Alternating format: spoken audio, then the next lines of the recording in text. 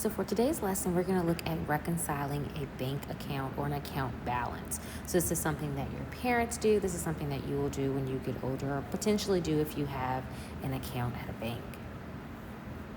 All right, so it's still SOL 8.4. The student will solve practical problems involving consumer applications.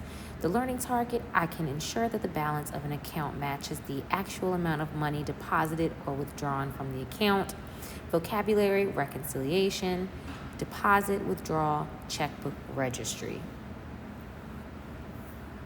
All right, let's look at this opening discussion. So I want you to take a minute to pause the video and I want you to think about these questions. So looking at this register here, why are some of the amounts negative? What happens to the account balance after a transaction when money is spent, such as the grocery transaction, and which transaction causes the balance to increase? So I want you to pause the video right here and try these out on your own. All right, so as we come back together, let's take a look here. Why are some of the amounts negative? Here we can see that the amounts that are negative are money that's spent. So you can see here they went to a bookstore and spent $11.25, went to the grocery store, went to the ATM. So these amounts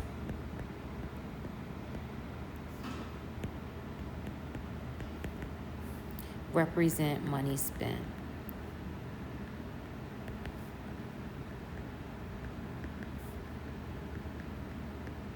All right, what happens to the account balance after a transaction when money is spent, such as groceries? So we can see here with the groceries, before the groceries, it was $496.60. After the groceries, it's $419.62. So we can say that after it's spent, the balance decreases.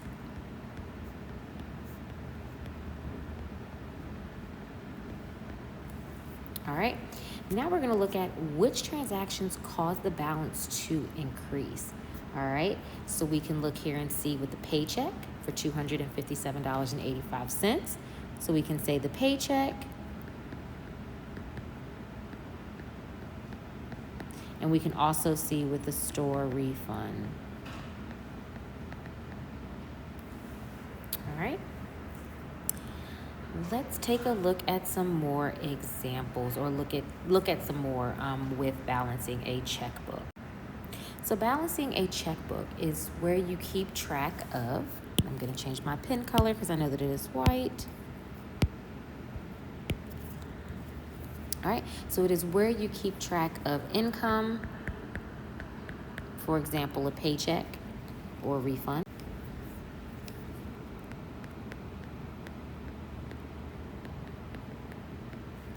and your account balance. So here's an example of it. We have a starting balance on March 14th of $1,550 or $1,550. We can see we had a paycheck added here for $550.50. So when we add our beginning balance with our paycheck, we get a grand total of $2,150. Looking here at a transaction, bought headphones. So remember, when we are debiting, we're taking away. So we're going to subtract that from the balance. And don't panic, we're going to get more into detail to this if you don't understand it. This is just a quick example. And then you see there is a check where you pay a phone bill, which we're subtracting $75 from our beginning balance. All right. So again, don't panic if you didn't catch on here. This is just a quick showing you of what a checkbook register looks like and balancing a checkbook. All right, so before we really get into it, let's look at some vocabulary when it comes to balancing a checkbook. All right, so with the checkbook always comes a check register, and with the check register is where you're going to list all of your purchases or your deposits, your debits, your withdrawals, any transactions that you do. So from here, a withdrawal is a transaction that takes money out of an account. All right, so when you withdraw money, you are taking. A deposit adds money, and a transfer is a transaction that moves money. All right, so sometimes people will move money most of the times from their checking account to their savings account, or from their savings account to their checking account, and that is called a transfer. All right, Let's continue on with an example. All right, so here, showing some purchases or some transactions that were made. So it says use the transaction register to answer the questions below. All right, so there are 3 questions that we're going to answer. What was your account balance on November 4th? What was your account balance? Your friend wants to see Ariana Grande concert on the 14th. Can you afford the ticket of $125? And what was the amount of check number 318? All right, so going to slide this over so we know that our beginning balance was $1,466.54, so $1,466.54. All right, so what we do is we put the date, which was October 30, so I'm just going to put 10/30. Then from there, you're going to put what the description was, and it was a paycheck.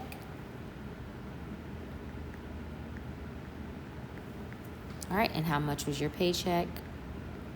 $1,466.54. Sorry, I ran out a little bit of space there. All right. Then it says on November 1st, you write check number 13 to Mr. Wood. You must pay $1,000 to your landlord for your half of the rent. All right. So again, we put our date. The description, we can just say rent. And we can put the number of the check. That's very helpful for when you write checks. Of $317. It was a debit because you're writing a check, so it's taking away money. So when you subtract $1,000 from your balance, that leaves you with $466.54. All right.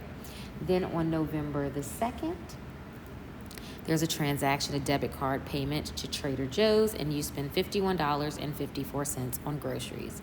So again, always make sure you put the date. You're going to put Trader Joe's. Or Flo's, sorry, not Joe's. Definitely thought that said Joe's. And then again, this was a withdrawal or a debit of $54.45. So we're going to subtract it from our balance of $466.54 to get $415.09. All right. The next transaction is on November 4th. You make a debit card payment to Mathco Gasoline and you spend $26.50. You could just put gas or you can write the entire description. We're taking, again, that was a debit, so $26.50 on gas, subtracting it from our balance of $415.09, and we get $388.59. Then from there, we see on November the 6th, all right, you sold a pair of shoes on MathMark and added a credit of $156 to your account balance. So here we can say sold shoes. And since that is a deposit, that is a credit, we're going to add that to our balance. So now our balance is $554.59. Then on November the 8th, Netflix bill is due. You use your debit card to pay. I don't know how many of you have Netflix, but I definitely have Netflix and always forget when it comes out. So again, we're taking away. So we're going to take away from our balance, which gives us $29.60. And then they say on the 11th, there is a transaction. You had to go to the dentist, so you wrote a check to cover the copay of $30. So you can just put dentist.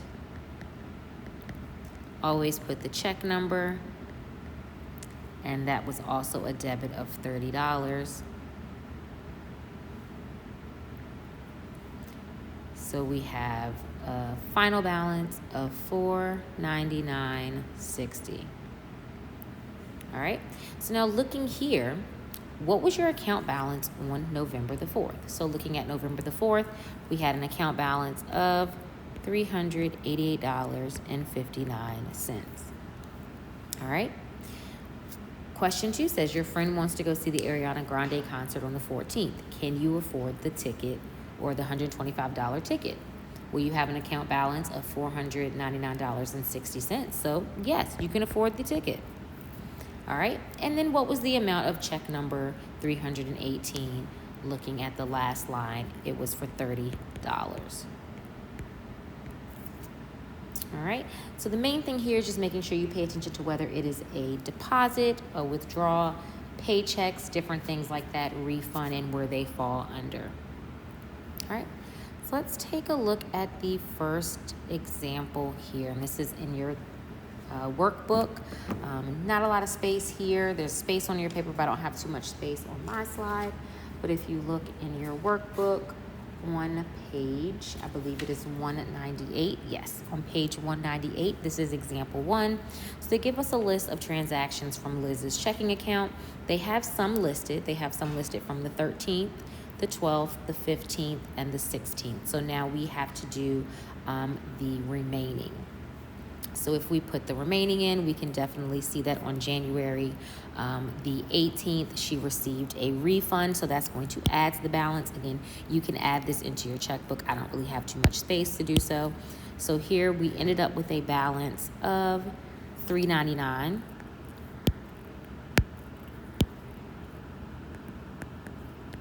$399.62. On January the 18th, she received a fund of $35, which gives us a balance of $435.28. And again, you are writing this. This goes under deposits. Again, you can write this in your workbook. All right, then it says on the 19th, she used her debit card to buy a phone case for $29.97. So we're going to subtract $29.97 from it, and we get a total of $104.31. So again, this was a withdrawal. So again, you are writing this in your workbook under withdrawal. Similar to how we did the other ones, I'm writing it this way because I ran out of space. On the 20th, she earns $35 from mowing the lawn. So we're going to add, again, that's a deposit. So that gives us a total of $440.31. She gets a paycheck on the 27th for $263.85. So that's also a deposit. Paychecks are deposits. And that gives us a total of $704.16. And then she was charged a bank fee. So I'm going to draw this arrow up over here. So again, you are recording this on page 189, or you're writing it on the worksheet. So we have $704.16. We're going to subtract $3.25, and that gives us $791. All right. All right, so looking at exercise 1, I want you to take a look at this. It's showing some deposits and withdrawals from Devin's checking account. Devin checks his online account regularly to make sure it's correct. When Devin checks his account on December 18th, he finds error. So the first thing I want you to do is to identify the error. And then the second thing I want you to do, which is part B, what should the balance be at the end? And as you can see, I've definitely kept that there. So here, the only question you will really be answering is part A. You can definitely double check here, but this is actually the answer here. I made a mistake and left that there. So if you would pause the video just to identify the errors. All right, so looking here at the errors, all right, the table does not show a withdrawal of $66.45. So we see here on December 16th, the table does not show the December 16th. So I'm going to use my highlighter there. So one of the errors here is that on December 16th, oops, is that the right one? The $66 to buy groceries. So let me just erase all of that part. Just this portion here on December 16th, he did not log in the purchase of the groceries. The table also shows a withdrawal of $53.50 for a purchase at the flower shop, but he did not buy anything there. So if you look here at his purchases, there is no purchase for anything at the flower shop. So here is a discrepancy here, or an error there. And then on December the 18th, the amount of his paycheck was listed as a withdrawal and subtracted. So we see here we have a paycheck, and it was listed under withdrawal instead of deposit. Therefore, if you correct those answers, the ending balance should be $339.75. All right, so now it's going to be your turn to practice this on your own. So the first thing I want you to do is complete exercises 3 and 4 on page 191. Once you are done with those, you're going to have me check that. And then once you get that checked by me, you're going to work on your exit ticket and the problem set. But before you leave this video, I want you to summarize what you've learned, and then you're going to go complete exercises 3 and 4.